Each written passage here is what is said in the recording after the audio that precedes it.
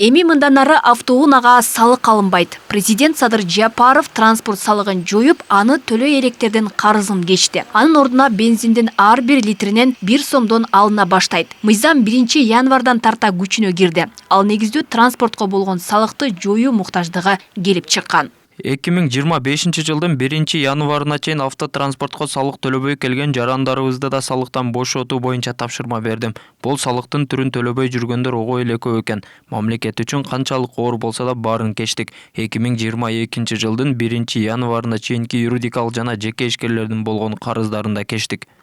Автоунаага болгон салыктан бошотуу чечими баарына бирдей эмес. Салыкты төлөбөй сот чечими чыгып калгандар транспортко болгон салыкты төлөөсү милдет. Буга чейин ар бир унаадан жылына 350 сомдон жогору унаанын кыймылдаткычынын көлөмүнө жараша салык алынып келген. Салыктын бул түрүнөн былтыркы жылы Ош шаарында 59 миллион сомдон ашуун каражат түшкөн. Бул жылдан жылга эми транспорт салыгы болгондуктан, ал ошол күчүндө болгондуктан биз аны толук аткарууга аракеттерди көрүп келдик. Мындан ары дагы ошол президентибизден чыккан указды колдонууга, аны ишке киргизүүгө бизде атайын жол жоболор мыйзам негизинде жүрөт. Чечими менен төлөнсүн деген чечим чыгарылган болсо, жана соттун чечими чыккандар болсо, аларга мыйзамдын күчү жайылтылбайт. Андан башка өзү билбей салык кызматы да бул кезге чейин жана анын салыктык милдеттемелерин көбөйүп кеткендигин билбей жүргөндөр болсо, алардын баары бошотулат.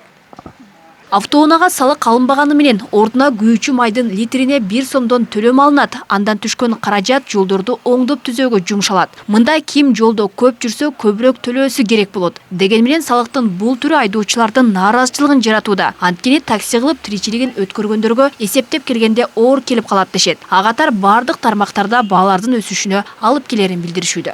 Пока байкай элек, ар заправкада аркылда 1 сом 2 сомдон болтат. Бирок точно алтап албайт билбейм. Арт тараптан эле налогтун түрүн чыгарып эле сыга берген адамдарга албетте оор болот. Ошол эми жүрүп турган машинадан налог алабыз деген шылтоон айтып атышпайбы? Анда эмне электромобилдер төкпөй эле коебу?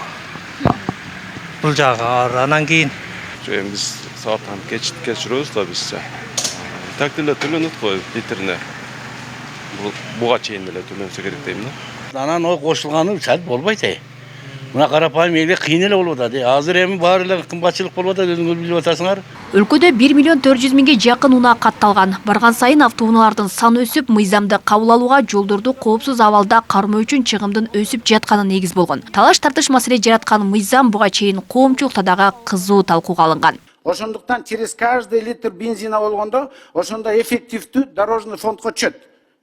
Машинаны айдайсың, 10 литр болсо, 10 литрге 1 сомдон төлөйсүң.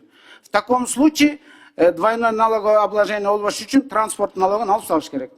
Налог на имущество транспортко деген бар да.